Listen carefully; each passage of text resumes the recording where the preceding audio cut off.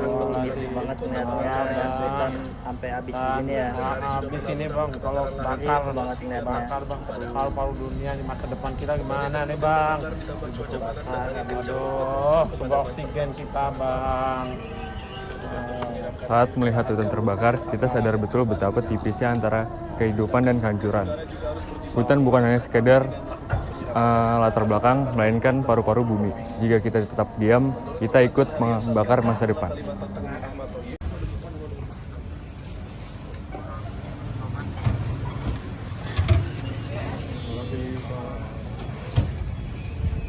Banjir bukan sebuah bencana biasa. Itu adalah kesalahan manusia sendiri. Kita kadang-kadang lupa bahwa tanah butuh ruang untuk menyerap air, bukan dicor beton semua sisi.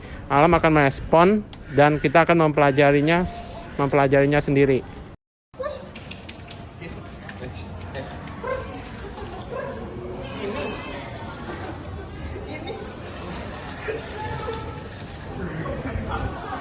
Kucing-kucing liar ini bukan muncul begitu saja.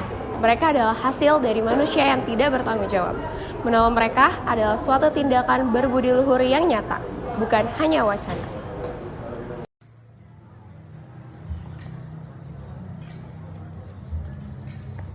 Kota semakin panas bukan karena terikat sinar matahari, tetapi banyaknya pohon-pohon yang hilang di sekitar lingkungan kita, yang seharusnya menjadi tempat kita berteduh, malah disingkirkan oleh orang-orang yang tidak bertanggung jawab. Oleh karena itu, kita akan menerima akibatnya.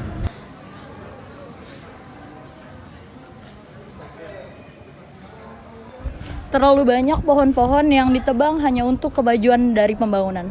Namun pembangunan yang seperti apa yang dilakukan secara gila-gilaan untuk kemajuan yang mengorbankan pohon sebagai sumber dari makhluk yang membuat kita bernafas. Terkadang kita lupa bahwa justru pembangunanlah yang menghancurkan fondasi kita untuk kehidupan.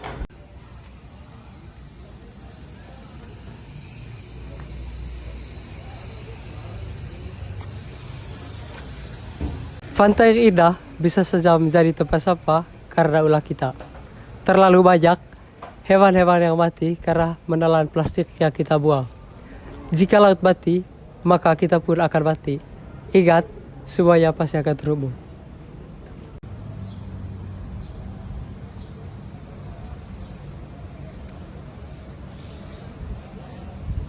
Saat ikan-ikan mati mengambang di sungai, itu bukan tragedi mereka saja.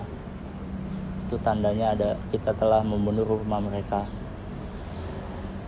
Untuk melanjutkan kehidupan mereka, kita harus menjaga ekosistem mereka.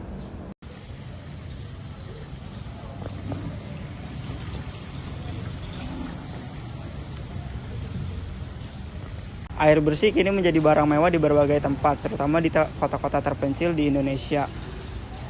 Serta tumbuhan dan hewan pun menjadi haus. Maka dari itu kita harus lebih memanfaatkan air bersih dan tidak menyalahgunakannya. Hewan-hewan ini tidak mengganggu kita. Mereka hanya mencari rumahnya. Ketika habitatnya dipersempit, mereka mencari ruang hidup di tempat kita. Ini alarm yang tidak bisa kita abaikan.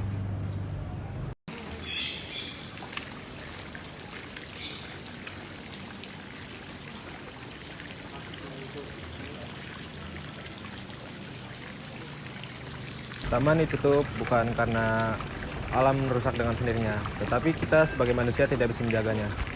Manusia yang berbudi luhur tahu bahwa ruang hijau adalah hak untuk semua makhluk seperti manusia, hewan, dan tumbuhan. Jadi kita sebagai manusia harus bisa menjaganya.